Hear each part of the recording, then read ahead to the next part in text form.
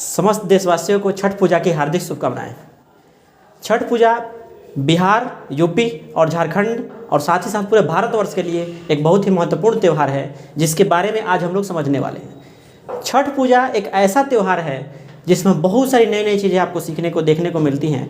और अगर आप फर्स्ट टाइम छठ पूजा कर रहे हैं तो भी आपके लिए बहुत सारी बातें यहाँ पे सीखने को मिल सकती हैं।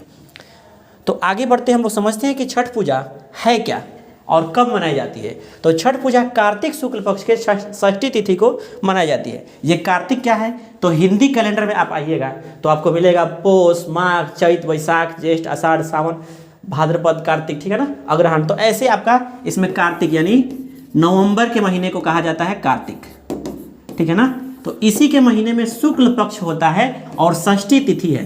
तिथि आप लोग जानते भी होंगे, प्रथमा, द्वितीय, तृतीय ऐसे चलता है तिथि, ठीक है ना। तो उसमें षष्ठी तिथि यानी 6वें दिन, ठीक है ना।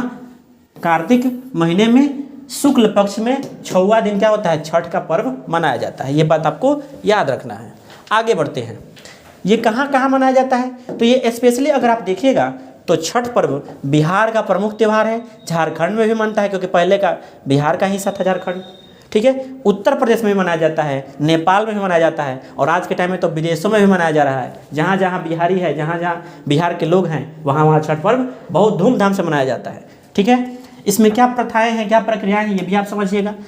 सूर्य पूजन होता है ये, ठीक है ना। छठ पूजा में किसका पूजा होता है, तो सूर्य का पूजा किया जाता है, सूर्य की उपासना की जाती है।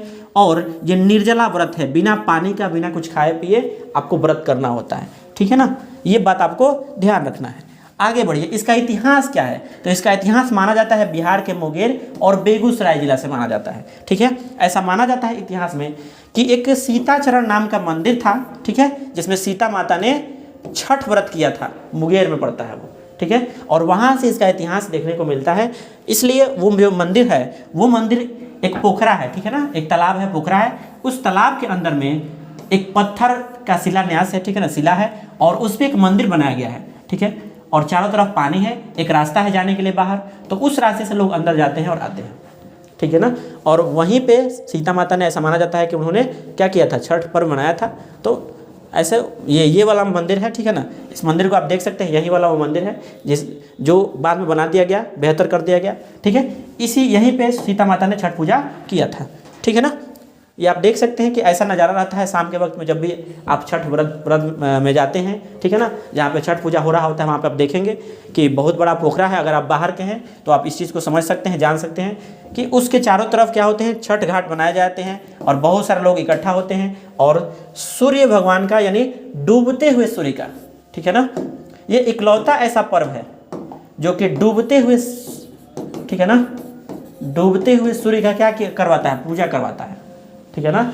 डूबते हुए और अगले दिन उगते हुए दोनों सूर्य की पूजा सिर्फ बिहार में की जाती है और यूपी में की जाती है, ठीक है, और वो भी छठ पर्व में की जाती है, ठीक है। ये एक ऐसा पर्व है जो कि 4 दिवसीय है, 4 दिनों का पर्व, इकलौता पर्व, जो कि दिवाली से 6वां दिन यानी षष्ठी तिथि को, दिवाली के बाद पहले तिथि शुरू हो जाती है, तो छठे दिन यानी दीपावली से अगर आप जुड़ेगा तो 7 दिन पड़ेगा, और दीपावली के एक दिन बाद से जुड़ेगा तो छठे दिन, ठीक है ना। 36 घंटे का यह निर्जला व्रत है, बिना कुछ खाए पिए आपको 36 घंटा रहना है। और अब सोचिए कि ये औरतें करती हैं और कितना मतलब कष्टदायक पर्व होता है कि अगर आपको प्यास लगे तो भी आप पानी नहीं पी सकते हैं, इतना कष्टदायक पर्व होता है, ठीक है ना। तो ये बातें इस पर्व में ही देखने को मिलती है। 4 दिवसीय पर्व है ये विशेष करके, ठीक है ना। ऐसा पर्व दूसरा कोई नहीं होता है, ठीक है ना। ये संध्या के अर्घ के टाइम का ऐसे तस्वीर आता है, ठीक है ना। सूर्य डूब रहा होता है और औरतें ऐसे हाथ में, ठीक है ना, वो अर्घ का सामान लेकर के खड़ी हैं, ठीक है ना, ऐसे। छठ पर्व जो है वो समर्पित है, किसको किसको समर्पित है ये बात आप समझिएगा। छठ पर्व सूर्य, जल, वायु और प्रकृति को समर्पित है, ठीक है ना। यानी ये एक बहुत सारे, अगर आप विज्ञान की बात देखेंगे तो विज्ञान बहुत सारे मतलब साइंटिफिक चीज़ें जो हैं, ठीक है ना, वो अध्यात्म को नहीं मानती है या पूजा पाठ इन चीज़ों को नहीं मानती है। साइंटिस्ट जितने भी लोग हैं ऐसे नास्तिक होते हैं, ठीक है ना। लेकिन हम लोग अगर ऐसे भी देखें कि बहुत सारे पर्व त्यौहार हैं बिहार के, ठीक है ना, जो समर्पित है सूर्य को, जल को, वायु को, प्रकृति को, तो हम लोग क्या कर रहे हैं, साइंस को बचा रहे हैं, ठीक है ना। तो ऐसे पर्व त्यौहार को अगर आप दूसरे व्यू से भी देखना चाहें तो देख सकते हैं। ऐसा जरूरी नहीं है कि आप धार्मिक मान करके ही चलें तो वो होगा, ठीक है ना।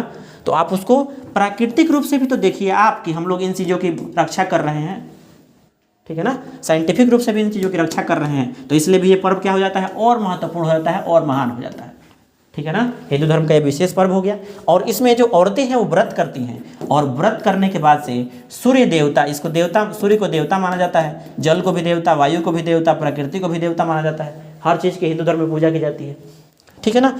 तो उस हिसाब से क्या किया जाता है, पूजा करने के बाद साथ ही जो औरतें हैं वो अपने बच्चों की, ठीक है ना, और पति लोगों की, ठीक है ना, पति की और परिवार की क्या चाहती है कि हमेशा ये लोग सुखी रहें, खुशहाल रहें, ठीक है, किसी को कोई दुख तकलीफ दर्द ना हो, ये विनती करती हैं ईश्वर से, ये सबके बारे में सोचती हैं औरतें, ठीक है ना। तो ये है हमारा पर्व त्यौहार जो कि बिहार, झारखंड और भारत के अन्य देशों, राज्यों में या विदेशों में भी आज के टाइम में लोग मना रहे हैं, अलग अलग प्रकार से उसको मनाया जा रहा है, ठीक है।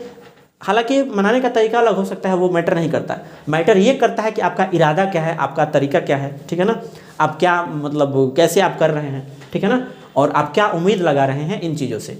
तो आप इस प्रकार से छठ व्रत को, छठ पूजा को आप आराम से मना सकते हैं और बहुत सारी चीज़ें आप यहाँ पे देख भी सकते हैं। तो छठ पूजा के बारे में इतना ही, आशा है कि आप सभी बातों को समझ पाए होंगे।